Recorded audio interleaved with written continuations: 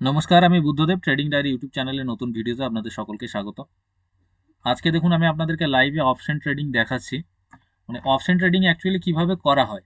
Option trading বলুন আর investment বলুন, যাই বলুন না কেন, দেখুন আমরা সবাই আসি কিন্তু এখান থেকে রোজগার করার আশায়, তাই না? তাই যে কোনো জায়গায় এন্ট্রি নিলে হবে না। স্টক মার্কেটে কাজ করতে আসলে আপনার মধ্যে তিনটে ধারণা পরিষ্কারভাবে থাকতে হবে। সেটা হচ্ছে, প্রথমত আপনার এসএল থাকতে হবে। প্রথমে আপনাকে জানতে হবে যে আপনাকে হারতে কোথায় হবে, তাহলে আপনার এসএল কোথায় হবে। আর দ্বিতীয়ত হচ্ছে টার্গেট। টার্গেট আপনাকে ঠিক করতে হবে। আপনি নিজের ইচ্ছা মতো টার্গেট ঠিক করলে তো হবে না, মার্কেটকে দেখতে হবে ভালো করে, মার্কেট কি বলতে চাইছে সেটা ভালো করে বুঝতে হবে। তারপরে আপনাকে টার্গেট ঠিক করতে হবে। তাহলে আপনার টার্গেট হয়ে গেল, আর একটা স্টপ লস হয়ে গেল। টার্গেট আর স্টপ লস যদি আপনি ঠিকঠাকভাবে বের করতে পারেন, তাহলে আপনি বুঝতে পারবেন যে আপনার এন্ট্রি কোথায় হবে। দেখুন, এখানে আমি টার্গেট ঠিক করে নিয়েছি এত দূর, এসএল ঠিক করে নিয়েছি এত দূর। প্রথমত যখন মার্কেট ডাউনে আসছিল, প্রথমে 300 পুটে আমি ট্রেড করেছি। 48-300 ফুট, যখন এই 374-75-এর কাছে গেছিল, তারপরে এখানে যখন একটা রেড ক্যান্ডেল হয়ে গেল, এই রেড ক্যান্ডেল হলো প্রথমে, এটাকে ছেড়ে দিলাম, কোনো দিকে পজিশন নিলাম না। আমি দেখলাম আরেকবার মার্কেট যাবেই যাবে, আরেকবার গেল মার্কেট এখানে। এখানে গিয়েও সেম কন্ডিশন, দেখুন ক্লোজিং, দেখুন এই ক্লোজিং আর এই ক্লোজিং, সেম ক্লোজিং। ক্লোজিং এর কাছে গিয়ে একটা রেড ক্যান্ডেল, এবং এটা শুটিং স্টার ক্যান্ডেলও বলা যায়। তো দেখুন শুটিং স্টার ক্যান্ডেল হয়ে গেল, তো ইনভার্টেড হ্যামার টাইপের। তো এখানে যখনই এটা হয়ে গেল, ছোট্ট একটা স্টপ লস রেখে, এর উপরে স্টপ লস রেখে আমি এখানে বাই করে নিলাম 300 পুট। দেখুন 300 পুটে একটা ভালো রকম প্রাইস আমি পেয়ে গেছি, 395 এর কাছাকাছি দাম পেয়েছি আমি। টার্গেট ছিল এত দূর, তো টার্গেটের কাছাকাছি চলে আসলো, সেল করে দিলাম। আর ভাবার কোনো প্রয়োজন নেই, যা হবে সেটা তো পরে হবে। এর পরেও যদি আরও বড় কিছু ফল হয়, তাহলে সেটা হবে, সে অন্য কেউ নেবে, কিন্তু আমার তো এত প্রয়োজন নেই। আমার যেটুকু প্রয়োজন ছিল আমি নিয়ে নিয়েছি। এবার এখান থেকে আমার মনে হচ্ছে যে মার্কেট ঘুরতে পারে। তাই দেখুন এখানে 200 কল আমি এখানে চার্টটাকে লাগিয়ে রেখেছি, প্রাইস চার্ট, 200 কলের প্রাইস চার্ট। আমার মনে হচ্ছে যে এর মধ্যে থেকেই মার্কেট আবার উপরের দিকে যেতে পারে, ঘুরতে পারে। এবার 200 কলের প্রাইস চার্ট আমি এখানে লাগিয়ে রেখেছি। 200 কলে আমার টার্গেট কত দূর হবে, যদি আমি এই জায়গায় কোথাও এন্ট্রি পাই, এই জায়গাতে কোথাও যদি এন্ট্রি পাই, এই জায়গায় 255-56 এখানে যদি কোথাও এন্ট্রি পাই, তাহলে আমার এসএল হবে কোথায়, এর নিচে, এই যে 256-র নিচে এসএল হবে, 256-র নিচে এসএল হবে। উপরের দিকে টার্গেট কোথায় হবে, টার্গেট আমার এই জায়গায় হবে 392 কি 400, কারণ 400 আমি অত অপেক্ষা করবো না, অতক্ষণ আমি তার আগেই বেরিয়ে যাব। এবার হয়তো দেখুন আমি ফার্স্ট টাইম একটা প্রফিট পেয়েছি, তাই সেকেন্ড টাইম হয়তো বসে থাকলে থাকতেও পারি।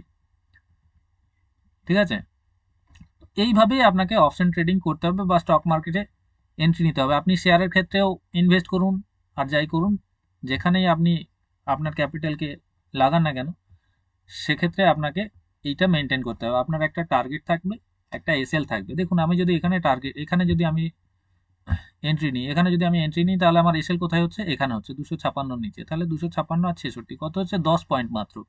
তাহলে 10 পয়েন্ট আমার এসএল হবে। যদি আমার টার্গেট হিট করে 400, তাহলে কত হচ্ছে, 100 পয়েন্ট। তাহলে 10 গুণ হচ্ছে আমার, 10 গুণের থেকেও বেশি হচ্ছে। তাহলে সবসময় আমার এসএলটা ছোট হবে, টার্গেটটা বড় হবে। তো টার্গেট রেখে চলতে হবে। যদি ধরুন আপনি এখান থেকে না বের হন, তাহলে কি হবে, এইখানে দেখুন কালকে যারা এন্ট্রি নিয়েছিল, এখান থেকে তাদেরকে নিয়ে গেছে মার্কেট এত দূর।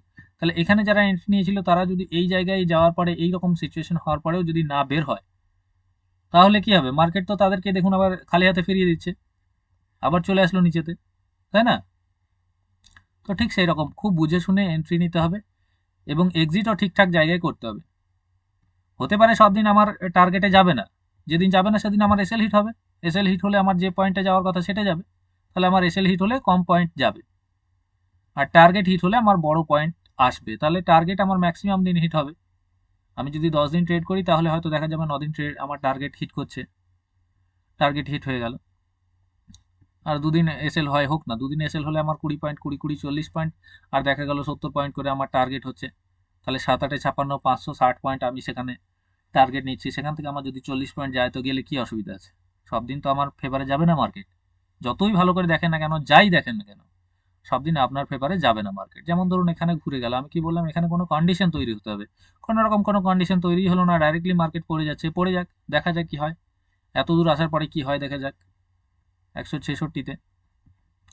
এখানে কোথায় আসলো 48-57, 48-57 এখান থেকে মার্কেট ঘুরছে না মানে একবার 15 মিনিটে ক্যান্ডেল দেখে নিই। 48-57 থেকে মার্কেট ঘুরছে না, তো দেখা যাক কি করে। 48,000-এর উপরে থেকে ঘোরার কথা, যদি না ঘুরে কিছু করার নেই, না ঘুরে এন্ট্রি হবে না। এরপরে কি আমি 200 কলে এন্ট্রি নেব? না, অত দূরে নেব না। 48,000 আমি অ্যাট দ্য মানিতে ট্রেড করি সব সময়। দেখুন 48,000 41-42 চলছে, তাহলে 48,000 41-42 যখন চলছে, আর এবার আমি যদি না বের হতাম, দেখুন এখানে মনে হবে যে আমি যদি না বের হতাম 435 টাকা দাম চলছে, 37 টাকা, দেখুন আমি 400-র কাছাকাছি বেরিয়ে গেছি। তাহলে আমি বাই করেছিলাম কত?